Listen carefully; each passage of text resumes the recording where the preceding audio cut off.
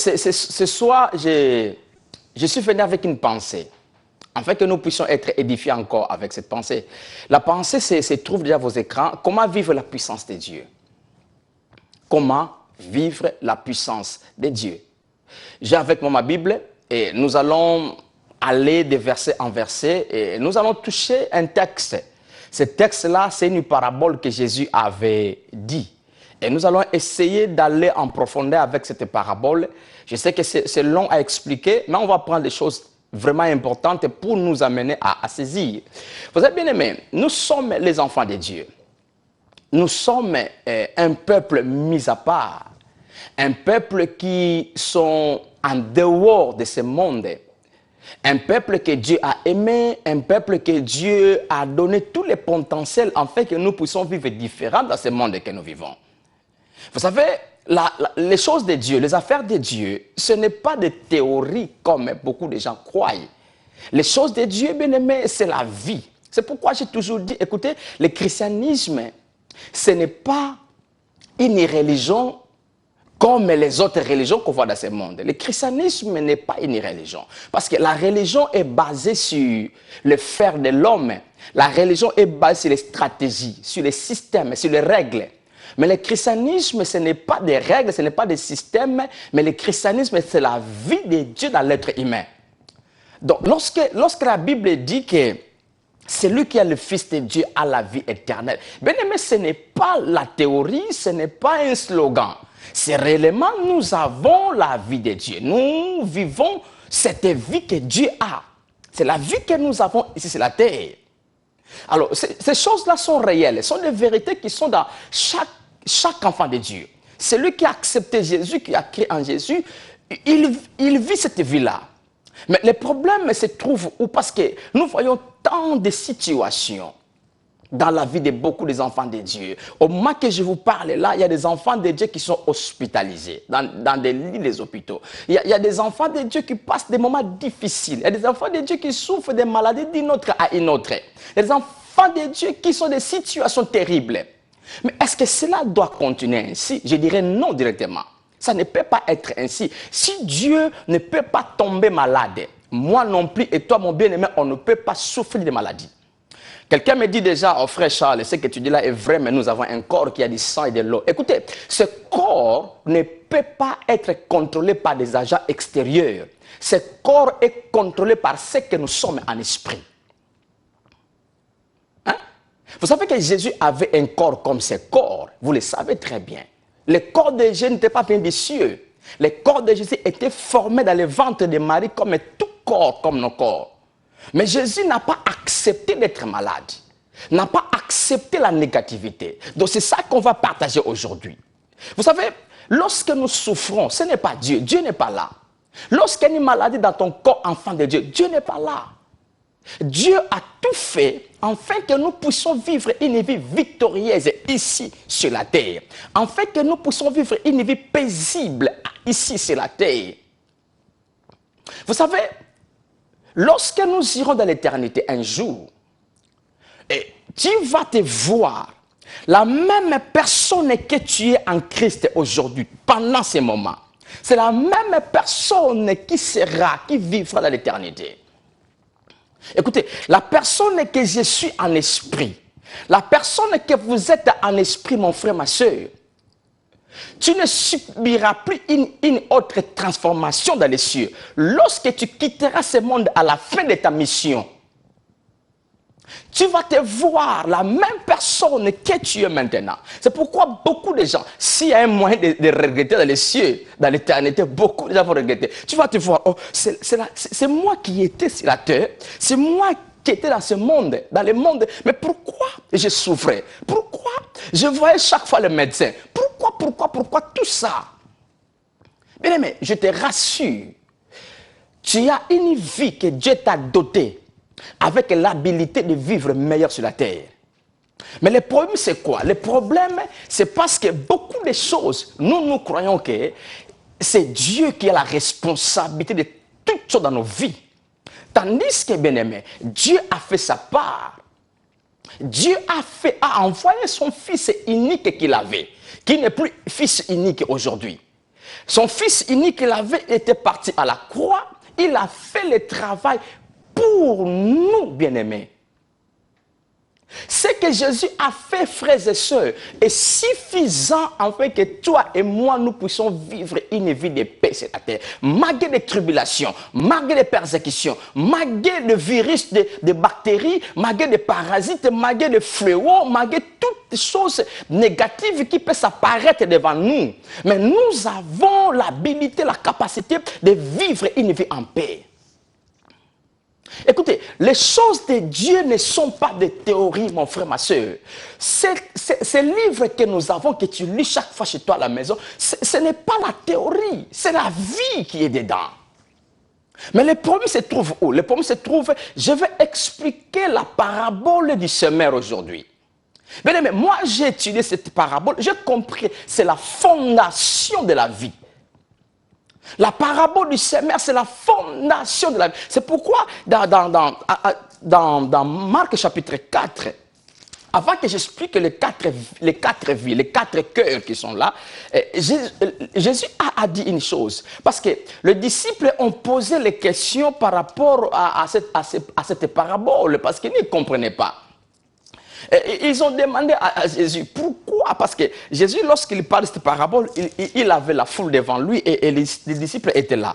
Et les disciples ont dit à Jésus, mais pourquoi parles-tu en parabole à ce peuple? Parce qu'ils ne comprenaient pas. Arrêtez, ce n'était pas ce peuple. Et aussi les disciples ne comprenaient pas. Parce que c'était en parabole. Oh, la parabole, c'est quelque chose qui est codé, qu'on doit décoder, qu'on doit lever la code afin que nous puissions comprendre.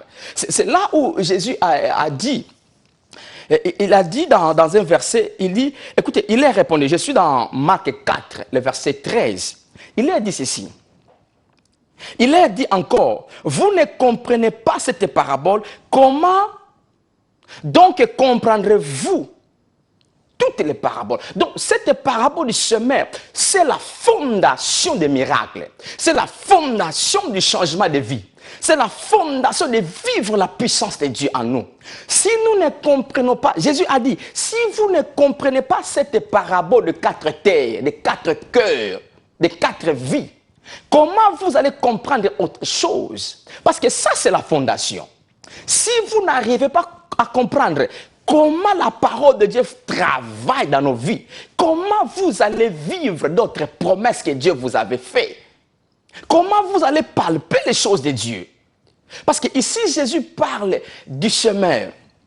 Il y avait une personne. En réalité, lorsque nous lisons cette parabole, Jésus ne voulait pas nous apprendre comment devenir agriculteur, non. Hein? Jésus ne voulait pas dire, écoutez, je vais vous faire des jardiniers. La raison, ça, c'est une instruction afin que vous puissiez comprendre comment on sème les arachides. Non, ça, c'est pas ça. Derrière ça, il y a un aspect spirituel qui est dedans. C'est ça lorsque les disciples ont demandé, mais expliquez-nous, qu'est-ce que cela signifie? Et là, Jésus a commencé à expliquer. Je vais arriver. Donc, Jésus parlait, écoutez, il y avait un homme qui était un semeur, qui avait un champ. Et il a commencé à s'aimer. Et il a dit, une partie des graines sont tombées le long du chemin. Hein? Donc, je suis dans Marc 4, je ne veux pas lire verset par verset. Donc, vous allez comprendre ce que je vais dire. Je vais expliquer lorsque je vais commencer à détailler les choses, parce que maintenant, je vous donne l'arrière-plan de ce qu'on va expliquer. Jésus dit, il y avait un homme qui avait un champ, qui avait des graines, il voulait maintenant s'aimer dans son champ. Et il a jeté la semence. Écoutez, cette personne, lorsque Jésus a dit, il n'a pas sémé comme on sème aujourd'hui. Aujourd'hui, peut-être on sème, on crée un trou, on met une graine, on passe, tu vois que les choses sont bien alignées. Mais ce type ici, Jésus dira qu'il n'a pas fait en ordre, il jetait la semence. Tu vois, il jetait la semence. Et lorsqu'il faisait pas à pas en jetant la semence, et une partie de la semence est tombée sur le long du chemin. Quand il parle de long du chemin, comprenez, si vous avez déjà vu là où les gens passent souvent, hein, en Europe, on ne verra pas ça parce que tout est pavé. Mais dans nos pays, vous allez voir, là où il y a la terre, là où les gens passent souvent, ça devient un endroit dur. Donc, même quand vous jetez une chose au-dessus, c'est difficile pour que la chose s'approfondisse dedans, pour que la chose pénètre. C'est là où Jésus dit, une partie des grains sont tombés le long du chemin. Et puis une autre partie des grains sont tombés sur la terre. C'était une bonne terre, mais la terre n'était pas profonde parce qu'en dessous, il y avait des rocs. La terre était rocailleuse, et il y avait des pierres. Et puis il dit qu'il y a une partie qui est tombée, là il y avait une bonne terre, mais cette terre-là était mêlée, il y avait encore des épines qui croissaient. Alors, et il y a une partie qui est tombée là où la terre était bien labourée, la terre était libre. Donc, il y a quatre semences et quatre terres. Le 4 terres, là, Jésus nous a dit qu'ils sont 4 cœurs. Donc, 4 personnes qui reçoivent. Maintenant, lorsque les apôtres ont demandé à Jésus, il dit que, écoutez, on n'a pas compris cette parabole. Explique-nous la parabole. Qu'est-ce que cela signifie? Maintenant, Jésus commence à expliquer en disant, au verset 14 maintenant, Marc 4, 14, il dit, le semeur sème la parole. Tu vois, donc, lorsqu'il a parlé de la semence, il a parlé du champ, donc il parlait de la parole de Dieu. Cette semence-là, c'était la parole. Bien aimé, ça c'est fondamental pour le changement de nos vies, frères et sœurs. Parfois, écoutez, nous faisons beaucoup de prières, nous faisons beaucoup de jeûnes, nous faisons beaucoup de sacrifices de nos corps parce qu'on a besoin de voir la puissance de Dieu. Mais aujourd'hui, je vais t'amener à comprendre que la puissance de Dieu est dans la parole de Dieu. C'est pourquoi tout enfant de Dieu ne te met pas à négliger la parole de Dieu. Ne te mets pas à mettre ces livres loin de toi. S'il y a la chose que tu dois aimer, c'est la parole. Parce que tout miracle que tu as besoin se trouve dans la parole de Dieu. Écoutez, avant que je continue à expliquer, vous savez, dans la première intention de Dieu, ce n'est pas le miracle. Vous savez, il y a une différence entre miracle et bénédiction. Hein? Il y a une différence. Le miracle, c'est une délivrance. C'est faire sortir une personne de la crise. Ça, c'est un miracle. Donc, une intervention divine, c'est une situation quelconque. Ça, c'est un miracle. Mais tandis que la bénédiction, c'est la stabilité de vivre tout ce que Dieu nous a donné. Maintenant, lorsque la bénédiction n'est pas palpable, c'est là où les gens ont besoin du miracle. C'est pourquoi vous allez voir, Dieu a doté des gens avec les dons de miracles. Dieu a doté des gens avec les dons de guérison. Il y a des gens qui ont ces dons-là de guérison. Il y a des gens qui ont ces dons-là de miracles, comme 1 Corinthiens 12 nous le dit. Et aussi Dieu a doté tout enfant de Dieu, tout serviteur de Dieu, avec l'habilité, la capacité d'imposer les mains aux malades, d'imposer les mains à celui qui est obsédé, possédé, dérangé par les démons. D'imposer les mains à celui qui a une situation quelconque. Dieu a donné à tout enfant de Dieu, à tout serviteur, toute servante, la capacité de changer la vie d'une autre personne. Mais écoutez, normalement, ce n'était pas ça la première intention de Dieu, que nous puissions vivre toujours par l'imposition des mains. Dieu veut que nous puissions vivre avec l'abondance de la bénédiction qui est en nous. Parce que celui qui vit dans la bénédiction, il n'a pas besoin de miracles, vous le savez. Si je vous pose la question, mon frère, dis-moi lorsque Adam et Ève, avant leur péché, avant qu'ils tombent dans les péchés, quels miracles ils avaient besoin? Non, ils n'avaient pas besoin de miracles. Pourquoi? Parce qu'ils vivaient dans l'abondance de la bénédiction. Le miracle a pris place lorsque le péché est pénétré dans le monde. C'est là maintenant l'homme est tombé malade, il a besoin d'une intervention. Maintenant, Dieu veut que nous puissions vivre en accord avec ce qu'il nous a déjà donné. Frères, sœurs, écoutez, l'imposition des mains est importante, c'est biblique et c'est bien. Mais combien de temps de ta vie tu vas toujours continuer à dépendre de l'imposition des mains? Tandis qu'il y a un moyen facile, il y a un moyen permanent que tu peux vivre sans maladie. Je crois que tu me crois ce que je te dis. Que tu peux vivre sans maladie. Il y a un moyen dans ta vie que tu peux vivre sans situation qui peut perturber ta vie. Je ne dis pas que la maladie ne peut pas t'attaquer. Non, je ne dis pas ça. La maladie peut t'attaquer. Une situation peut venir. Mais avec la connaissance de la personne que tu es dans la parole de Dieu, la situation vient, mais ne peut pas demeurer en toi, ne peut pas dominer dans ton corps. C'est là où, bien aimé, Jésus a dit, il dit, le semeur sème la parole. Donc la parole, c'est la sémence. C'est là où nous allons comprendre que, bien aimé, la parole de Dieu est une sémence. Et on l'appelle sémence incorruptible. Est-ce que vous savez que toute chose que nous avons dans ce monde vient d'une sémence? Tout ce que nous avons, moi, mon corps, est venu d'une sémence. Tout ce que nous mangeons vient d'une sémence. La sémence n'échoue jamais. La sémence, si la sémence échoue, ce n'est pas la sémence qui a échoué, c'est la terre qui a fait échouer la sémence. Non, laisse-moi dire ça proprement. Ce n'est pas la sémence qui a échoué, mais c'est la terre qui a échoué de fertiliser la sémence. La sémence ne peut jamais échouer. La parole de Dieu est une sémence incorruptible. Tout ce que la Bible dit de toi et moi, mon frère, ma soeur, la Bible ne peut jamais échouer d'accomplir ce que la Bible dit. Mais le problème maintenant, nous devons vérifier la terre. D'où la sémence est tombée. C'est là où Jésus a donné 4 terres. Les 4 terres sont 4 cœurs. Les 4 cœurs sont 4 vies qui sont dans l'église ou bien dans ce monde. Vous savez, vous allez voir. Vous allez voir dans une église, l'homme de Dieu, la servante de Dieu a annoncé la bonne nouvelle de Jésus. Il a annoncé la grâce de Dieu. Vous allez voir des gens vivre les miracles pendant cet enseignement. Mais les autres aussi qui ont la même situation n'ont pas vu les miracles. Le problème, ce n'est pas que la parole a été seulement donnée à ces gens-là qui ont palpé les miracles. Non, le problème, c'est la réception, le cœur. La parole est la même. Le prédicateur, l'enseignant est le même. Mais maintenant, d'où la sémence a été tombée, c'est là où maintenant il y a une situation. Donc là, Jésus dit, vous savez, ça c'est trop profond d'expliquer tout ça. Je crois que si je n'arrive pas à finir ma pensée, je vais revenir avec. Parce que moi, j'ai compris que ça, c'est la fondation du changement de la vie que nous avons besoin.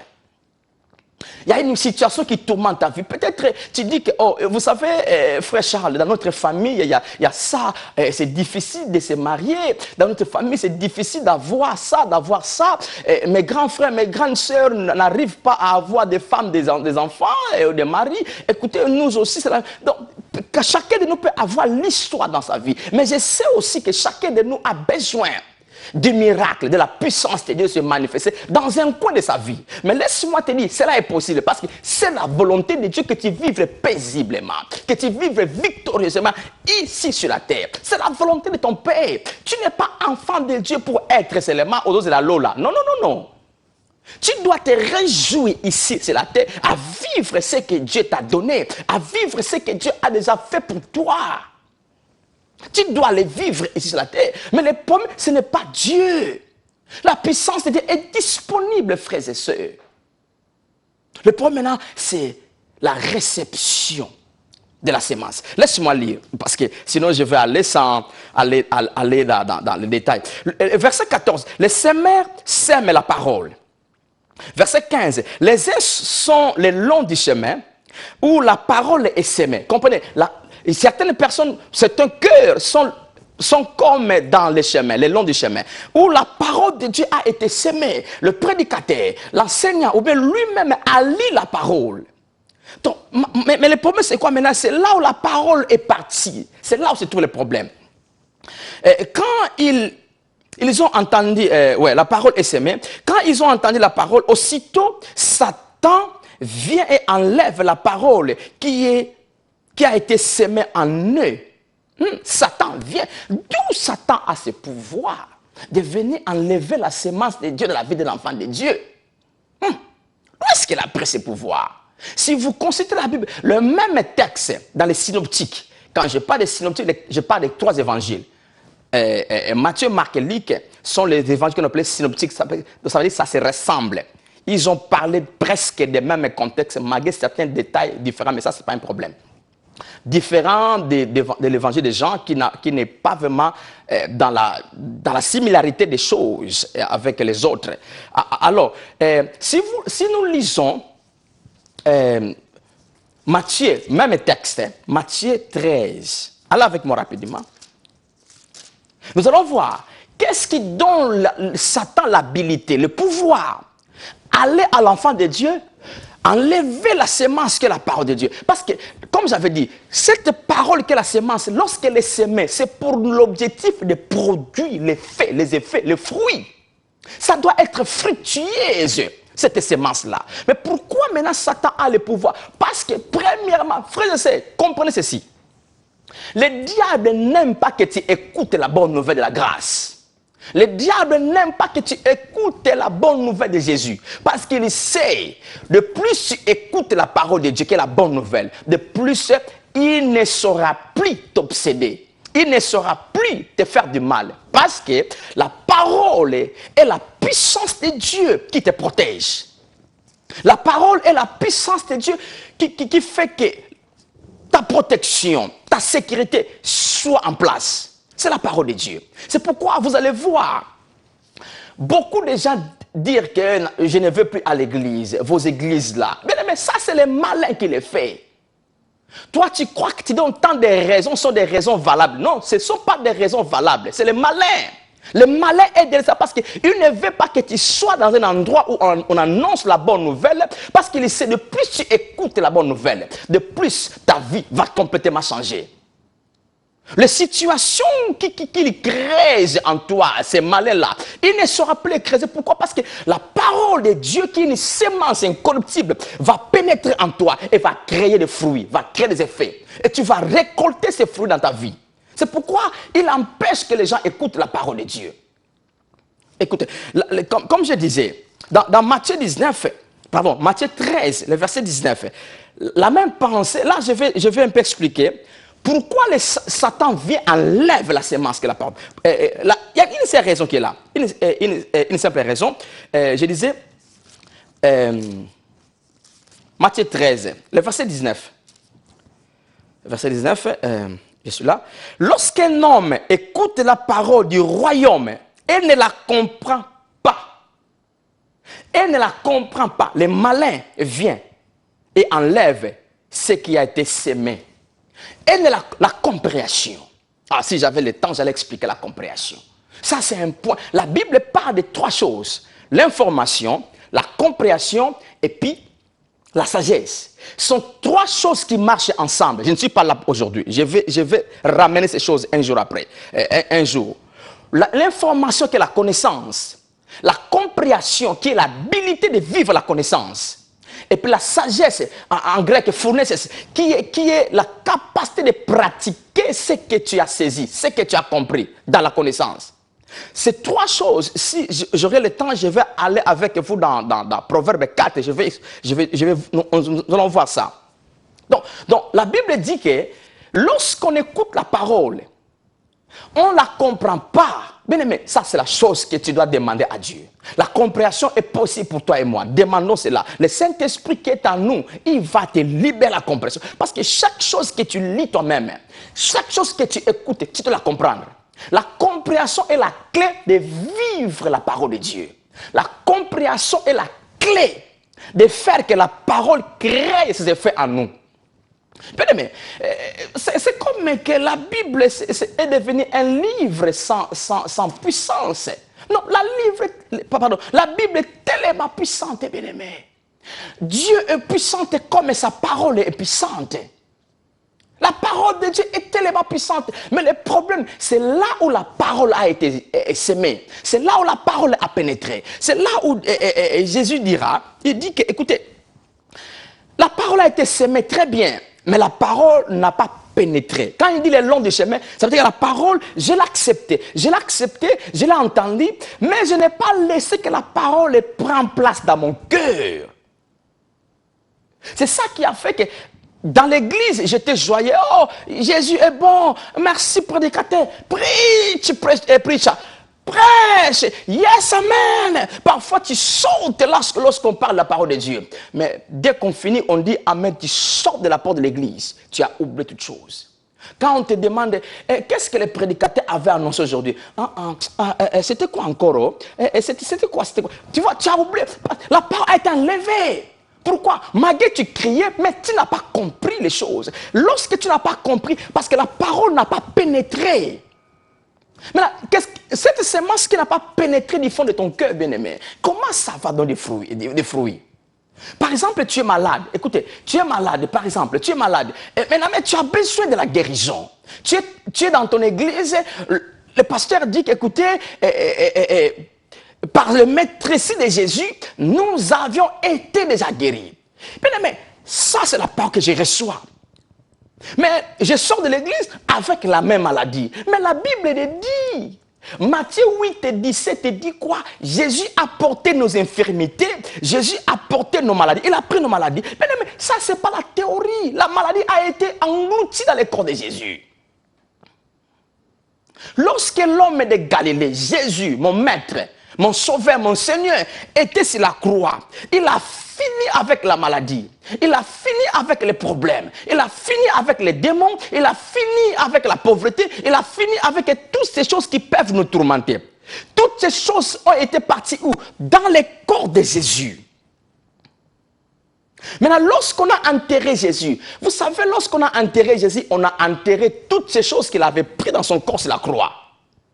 La malédiction est dans le corps de Jésus. La pauvreté, la maladie, la puissance démoniaque qui peut nous tourmenter dans le corps de Jésus. Maintenant, lorsqu'on a enterré Jésus, ces choses aussi ont été enterrées. Est-ce que vous le savez? Lorsque Jésus était ressuscité, il n'était pas resté les mêmes corps. Vous êtes d'accord avec moi? Jésus est la première personne qui était née de nouveau. Le corps qu'on avait crucifié sur la croix, on a enterré ces corps. Ce n'est pas le même corps qui est sorti à la résurrection. Ces corps-là étaient pourris, disparus. Maintenant, une autre semence d'une corps nouvelle qui était sortie. Jésus nouveau. Donc maintenant, la malédiction, la pauvreté, la maladie, et toutes ces choses-là pourries, disparues dans le corps de Jésus, dans la tombe. Oh, mais frère Charles, ce que tu dis là, c'est bien entendre, mais moi je continue à souffrir. Chaque 6 mois, j'ai une douleur qui revient dans mon corps, j'ai une maladie qui revient chaque fois. Laisse-moi te dire, yes, si tu le vis, mais aujourd'hui, je vais te dire que tu dois t'enraciner à la parole. Je vais arriver. La parole doit prendre place en nous et puis produire des racines. Nous devons devenir enracinés de la parole de Dieu. La parole doit avoir des racines maintenant. Lorsque la parole a des racines, même les vents, même l'attaque peut venir. Ça ne me bougera pas parce que la racine me soutient. En réalité, lorsque vous souffrez d'une maladie, enfant de Dieu, lorsque vous souffrez d'une chose familiale qui n'est pas normale, moi, ces choses, selon la bonne nouvelle de Jésus, ces choses ne peuvent pas exister dans la vie d'un enfant de Dieu. Mais yes, je sais que ça existe dans certains enfants de Dieu, mais qui n'est pas normal, je dis. Pourquoi? C'est parce que nous passons plus de temps à discuter, à parler, à méditer sur des choses extérieures, au lieu de méditer sur des choses que Dieu a fait en nous. Laissez-moi vous donner un exemple. Vous savez, un athlète, il court dans la course pour gagner un prix. Et au bord du chemin, il y a des fans qui sont en train de crier « Courez, rapide, fais ça !» Mais lorsque l'athlète est de courir, il est devant, il court. Il arrive, quelqu'un lui dit « Écoutez, tu ne forces pas, cours encore !» Il s'arrête, il commence à discuter avec celui qui est à côté du chemin. Ah, mais pourquoi tu dis ça? Non, mais il faut courir. Il passe son temps à discuter avec la personne. Il passe son temps. Même il peut vaincre la personne en parole. Écoutez, c'est moi qui cours. Et toi, tu es rien. Il peut vaincre. Mais ce qui se passera quoi? Il a perdu d'être champion. Il a gagné en parole la personne qui est à côté, mais il a perdu la course. C'est ça qui se passe dans beaucoup d'enfants de Dieu. Nous perdons le temps à discuter avec les démons. Nous perdons le temps à discuter avec la malédiction. Oh, les problèmes. Oh, la maladie. Mais ça se perd le temps. Tu perds le temps à faire tout ça, mais tandis que la course est de prendre la parole. Je vais gagner. Parce que nous sommes des champions déjà. Mais le problème, c'est quoi? Laissons cette parole des champions pénètre en nous, entre en nous, et puis s'enraciner. Je ne parle pas seulement d'écouter, mais je parle que la parole doit enraciner. Oh, laisse-moi lire, laisse-moi lire.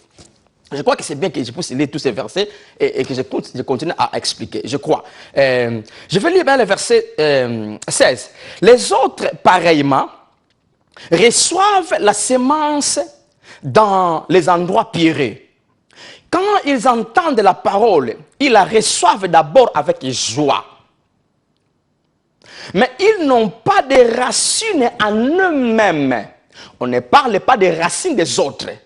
Ils n'ont pas de racines en eux-mêmes. Moi, Charles Matondo, si la parole de Dieu me dit ça, c'est un point que j'ai besoin. Si je n'ai pas de racines en moi-même, si cette parole-là, écoutez, parce que parfois, beaucoup de gens croient que c'est la prière. La prière est très importante. La prière a sa place. Mais la parole de Dieu, c'est une sémence. Laisse-moi vous dire. La prière, c'est comme l'eau qu'on met au-dessus d'une sémence. Tu peux arroser un jardin qui n'a pas de sémence sur la terre. Tu peux arroser ce jardin pendant 100 jours. Tu ne verras aucun arbre germer. Pourquoi? Parce que tu arroses un jardin qui n'a pas été sémé. Tu vois? Donc, parce que la parole de Dieu est une sémence, bien-aimé. Écoutez, laisse-moi encore lire, je vais continuer. Reçoivent d'abord avec joie. Mais ils n'ont pas de racines en eux-mêmes. Ils y croient pour un temps. Et dès que survient une tribulation ou une persécution à cause de la parole, ils y trouvent une occasion de chute. Verset 18. D'autres reçoivent la sémence parmi les épines.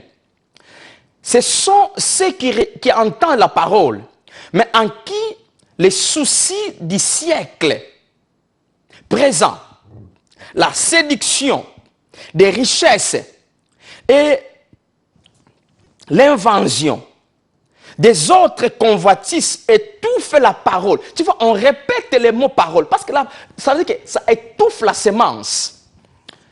Étouffe la parole et la rende infructueuse, et la rende sans fruit. Verset 20. D'autres reçoivent la sémence dans la bonne terre. Ce sont ceux qui entendent la parole, la reçoivent et portent des fruits 30, 60 et 100 pour un. Waouh! 4 cœurs, j'avais dit. Donc, bien aimé, dans ces 4 cœurs, tous les 4 reçoivent la parole, la même parole. Mais il n'y a qu'une terre, il n'y a qu'un cœur qui récolte des fruits. Donc, par exemple, il y a 4 personnes qui sont malades. C'est un exemple. Hein. 4 personnes qui sont malades. Un enseignant explique très bien l'œuvre de la croix et de la résurrection a fini avec la maladie, a fini la force des bactéries, a fini la force des virus. Mais est-ce que vous savez, lorsqu'un virus vient, une bactérie vient, ça touche ton corps, ça peut pénétrer, mais l'antidote qui est dans nous, la puissance de la parole de Dieu qui est en nous, va tuer la bactérie. Est-ce que tu le sais? Je crois que si tu lis Psaume 91, je crois, ça dit que tu sais ça. Hein, tu sais ces choses. Mais tu connais toutes ces choses. Tu as 20 ans la vie chrétienne. Ces choses, tu les connais. Mais le problème, c'est quoi? Comme là, Jésus a dit, je vais répéter le verset 17. Écoutez le problème. Mais ils n'ont pas. Il y a des gens qui ont reçu la parole très bien.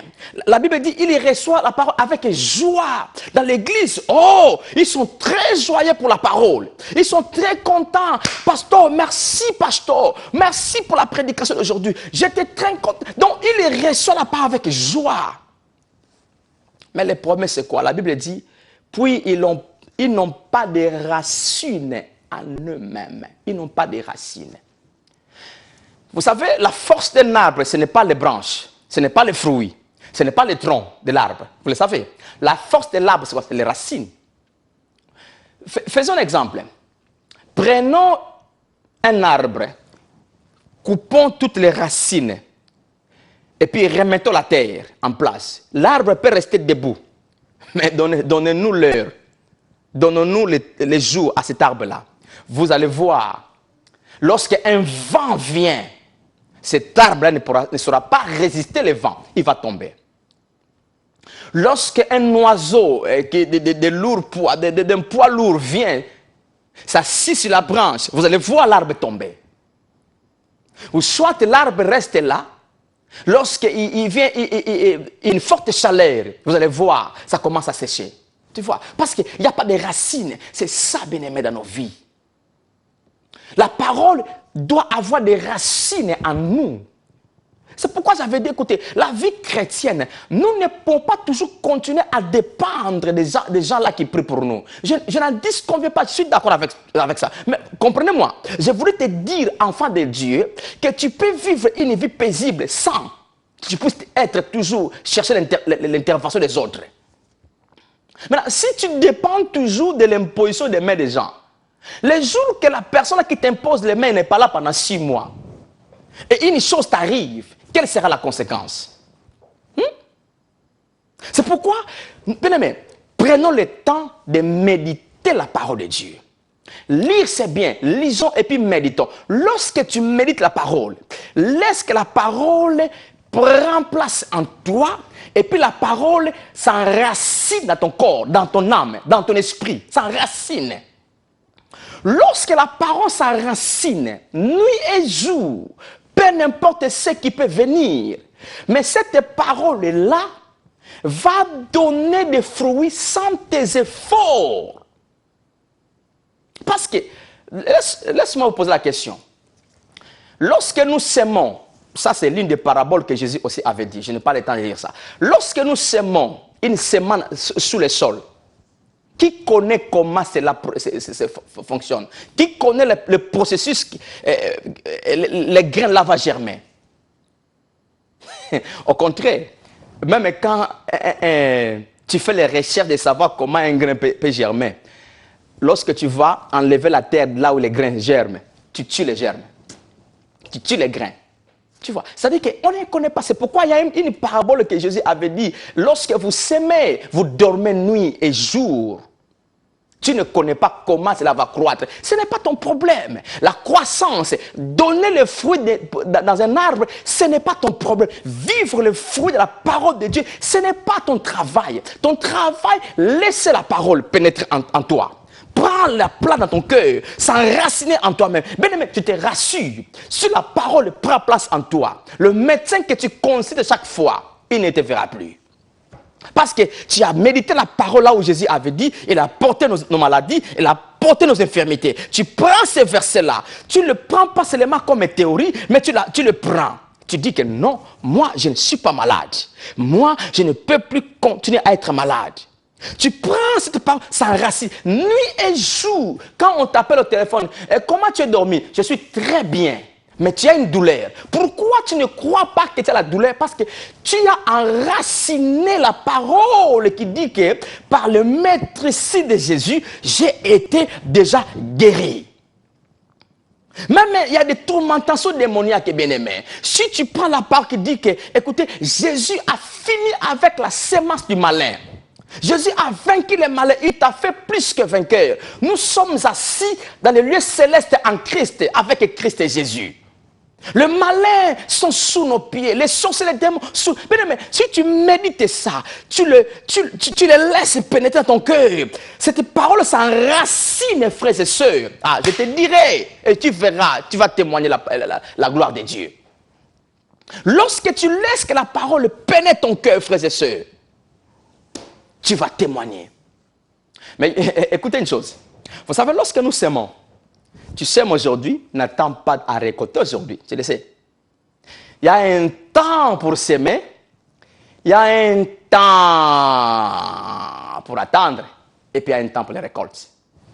Je sème, il y a un temps. Et puis, récolte. Il y a la semence, il y a un temps. Et puis, récolte. Ne crois pas que je lis la parole aujourd'hui, je médite la parole directement. C'est bien. Mais Il faut que la parole pénètre. Donne le temps à la parole. La parole pénètre. Parce que la Bible dit que la parole est une semence.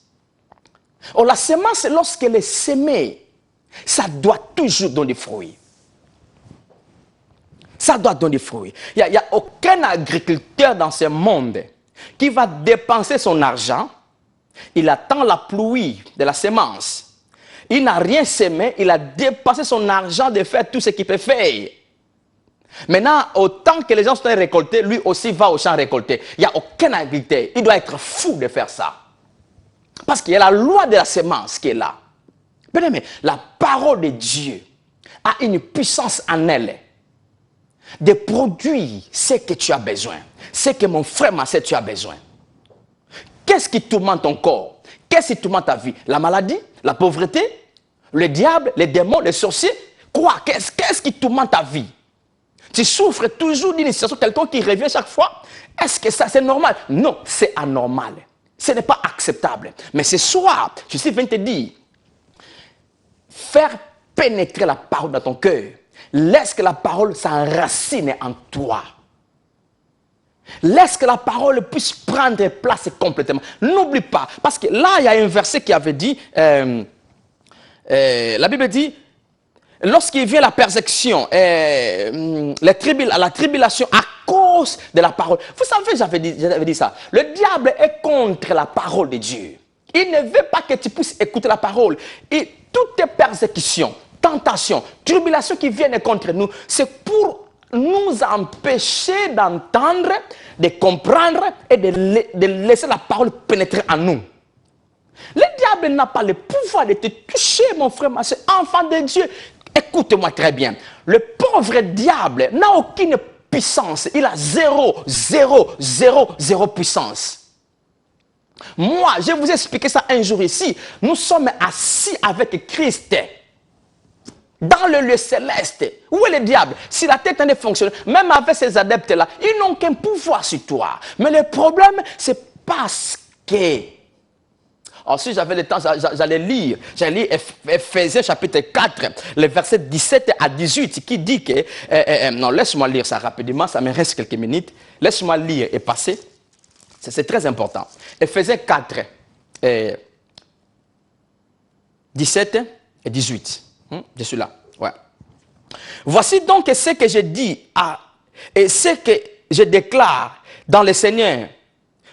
Vous ne devez plus marcher comme les païens qui marchent selon la vanité de leurs pensées. Waouh! Si j'avais le temps. Nous, enfants de Dieu, on ne peut plus continuer à parler comme les païens parlent. On ne peut plus avoir les mêmes pensées comme les païens pensent. Vous avez la même situation avec un païen qui dit que moi cette maladie va me tuer un jour. Et toi aussi, enfant de Dieu, tu répètes la même phrase. Non! Nous ne pouvons plus marcher comme les païens. Ce n'est pas moi qui dis ça, c'est la Bible. Ephésiens 4, 17. Nous ne pouvons plus penser comme eux. Ils marchent dans la vanité de la pensée. Ils pleurent lorsqu'il y a une situation. Mais ce n'est pas le cas d'un enfant de Dieu. Écoutez le verset 18, il dit quoi? Le problème, c'est quoi? Ces païens-là, ils marchent selon la pensée négative. Pourquoi? Parce qu'ils ont l'intelligence obscurcie. Ils sont étrangers à la vie de Dieu. À cause de l'ignorance qui est en eux. À cause de l'endurcissement de leur cœur. C'est le problème de l'ignorance qui est en eux, qui fait qu'ils ne vivent pas les choses de Dieu. Maintenant, un enfant de Dieu qui est différent d'un païen, s'il est ignorant de la vie que Dieu lui a donnée, il n'y a pas la différence. Frères et sœurs, écoutez, je vais finir pendant quelques minutes pour dire que médite la parole de Dieu. Aime la parole. Vous savez, la parole de... Vous cherchez la puissance de Dieu. Allez avec moi rapidement. Romains chapitre 1, le verset 16. Romains chapitre 1, le verset 16.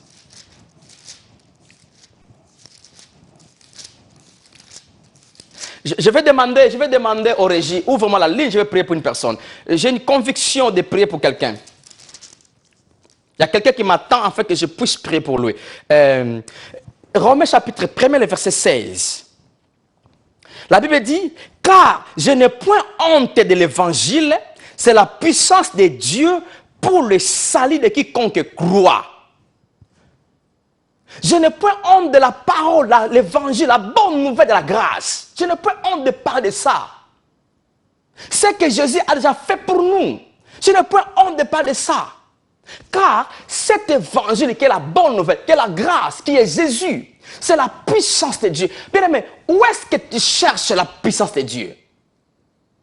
La puissance de Dieu est bien focalisée, est bien assise dans la parole. Lorsque tu écoutes la parole, tu la médites, bien aimé, laisse que la parole pénètre. Et puis, il y a autre chose qui est très importante. Sois conscient de ce que la parole te dit. Sois conscient. La conscience est une faculté que Dieu nous a donnée afin que nous puissions savoir le bien et le mal. Afin que nous puissions, ah, ça c'est à moi. Ça, je prends ça. Sois conscient de ça. C'est là où Paul avait dit, combat les bons combats de la foi. Il n'a pas dit combat les bons combats des démons. Non, combat les bons combats de la foi. Je crois que je suis guéri. Je crois que par ces maîtrises, je crois. La foi, la foi, la foi, la foi. Ne laisse pas que la foi soit emportée, parce que la foi est emportée lorsque la parole est emportée. C'est là où la Bible dit que par des convoitises, ces gens-là obtiennent au cas de chute. Ça veut dire qu'ils en doutent en eux-mêmes. Ils en doutent à la parole de Dieu. C'est le cas de chute. Combat les bons combats de la foi en gardant la bonne conscience. La conscience. Sois conscient de la personne que tu es en Christ. Sois conscient de ce que Jésus a fait pour toi. Sois conscient. Tu n'es pas bien-aimé, tu n'es pas l'agent de la souffrance, tu n'es pas l'agent que le démon doit toujours saccager. Non, j'ai dit non. Sois conscient qui tu es en Christ. Sois conscient qui est le représentant légal de Dieu. Ici, c'est la terre. Tu es la personne qui est autorisée de Dieu, qui est la bouche de Dieu. Tu es conscient, bien aimé, sois conscient de cela. Sois conscient. Laisse que la parole, toutes les paroles bonnes du temps de la nouvelle alliance que tu écouteras, que tu vas méditer, n'écoute pas seulement, ne lis pas seulement, mais laisse que la parole pénètre, s'enracine en toi. Laisse que la parole produise des racines, s'enracine. Lorsque la parole est enracinée, bien aimé, je te rassure, tu viendras avec des témoignages en disant que ma vie a changé, la maladie est partie. Les tourmenteurs sont partis. Pourquoi? Parce que la parole elle-même, sans tes efforts, va produire des fruits dans ta vie. La parole de Dieu. Bien aimé, la parole de Dieu, c'est Dieu lui-même. Oh, Dieu est fidèle, Dieu ne ment pas. Dieu est fidèle. Soit c'est moi qui ne laisse pas la parole prendre place en moi et que la parole germe et la parole produit fruit. Soit c'est moi. Mais ce n'est pas Dieu. Parce que Dieu est fidèle. Dieu veut notre bien. Yeah. Que Dieu soit loué, frères et sœurs, pour ce soir. Nous avions passé un bon moment ensemble. Je crois que tu as tiré une leçon aujourd'hui qui va t'édifier, qui va t'amener à vivre différemment dans ce monde. Tu n'es pas un païen, tu dois vivre différent d'eux. Ton langage est différent. C'est pourquoi je déclare que tu sois en paix là où vous êtes. Toutes tes situations qui est en train d'embêter ta vie, en fait, que tu ne te réjouisses pas dans cette terre. Je te dis que cette situation n'a pas de racines en toi, n'a pas de source en toi. Parce que cette situation a été finie sur la croix par mon Maître Jésus. Sois en paix, au nom puissant de Jésus. Celui qui est malade, là où tu es, sois guéri. J'active la guérison que Jésus t'avait accordée. Jésus t'avait dotée sur la croix de Golgotha. Je l'active maintenant. Sois guéri. Toi qui pleures pour une situation que tu n'as pas de solution, prends cette solution. Prends cette solution. Tu dois vivre en paix. Dieu veut te voir heureux sur la terre. Que Dieu vous bénisse, frères et sœurs. Merci pour votre temps. Je vous bénis là où vous êtes. Prospérez à tous égards. Vivre la tête haute comme Dieu l'a prédestiné pour vous. Vous êtes les enfants du Très-Haut. Vous êtes les enfants de Dieu qui vivent avec une vie paisible, avec la vie de Dieu sur la terre. Que Dieu vous bénisse. Prochainement, nous allons nous voir et nous allons vous amener encore des choses qui vont nous édifier. Merci beaucoup.